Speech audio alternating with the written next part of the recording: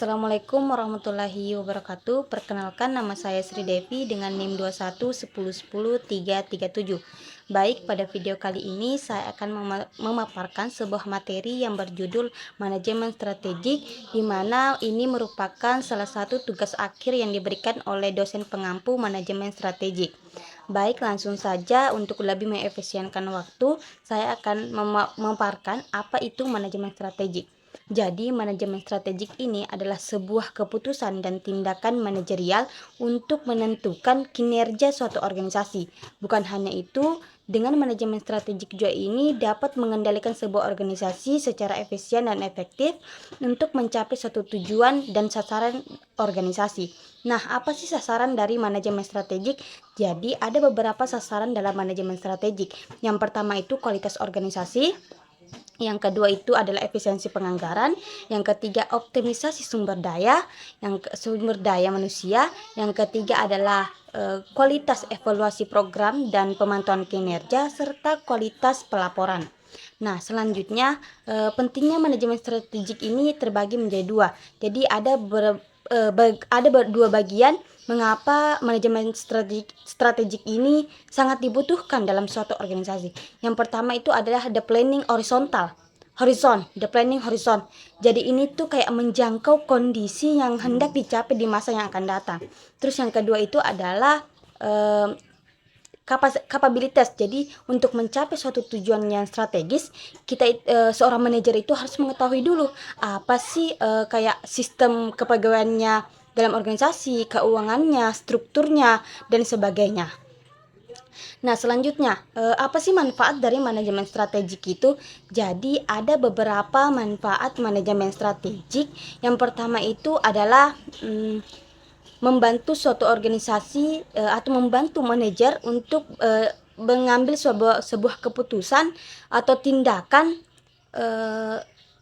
di mana dengan manajemen strategik ini suatu keputusan dan tindakan itu dapat terfikirkan secara matang begitu. Terus yang kedua itu adalah mempengaruhi keberhasilan suatu organisasi. Terus yang ketiga itu adalah menentukan membantu sebuah pemimpin untuk mencapai suatu tujuan organisasi atau membantu sebuah pemimpin itu dalam pengambilan sebuah keputusan. Nah, apa saja sih yang karakteristik dari manajemen strategik?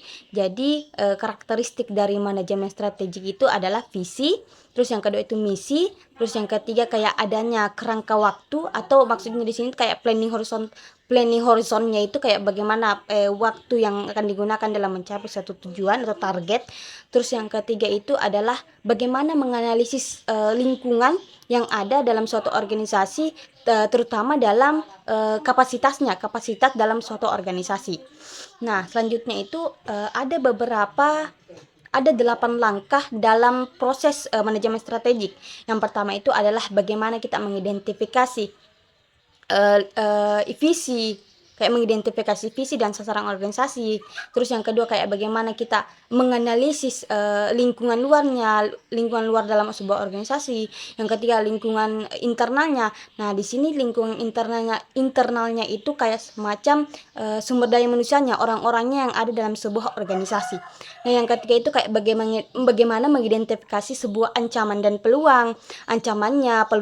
Kita itu harus menyiapkan secara matang-matang apa sih ancaman dan peluangnya itu dalam sebuah organisasi. Terus kayak mengidentifikasi kelemahan dan kekuatannya, kayak semacam visi misi yang kita akan jalankan. Itu kita harus mengetahui dulu apa kelemahan dan kekuatan yang ada dalam target yang ingin kita capai. Terus kayak bagaimana merumuskan suatu strategi, terus melaksanakan strategi, serta mengevaluasi strategi. Jadi evaluasi ini ada kayak semacam bagaimana kita melihat output dari tujuan atau sasaran yang telah kita capai begitu. Terus yang selanjutnya itu adalah kultur organisasi tradisional.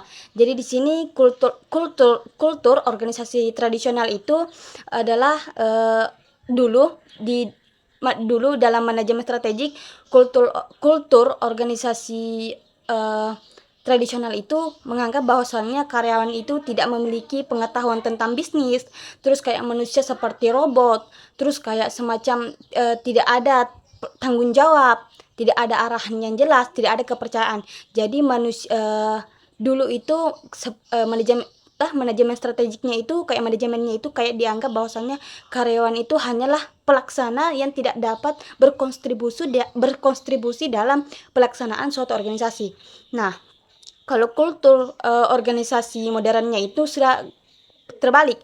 Jadi kultur organisasi modernnya itu sini tuh kayak manusia itu sudah bisa bersama-sama mengambil dalam sebuah keputusan, diberikan kayak semacam kesempatan untuk mengeluarkan pendapatnya mereka. Terus bagaimana pendapat tersebut bisa sampai kepada pimpinan. Terus yang jelasnya di sini perannya itu karyawan itu sudah aktif begitu. Baik, mungkin itu saja yang dapat saya sampaikan. Lebih dan kurangnya mohon dimaafkan. Wabillahi taufiq wal hidayah. Wassalamualaikum warahmatullahi wabarakatuh.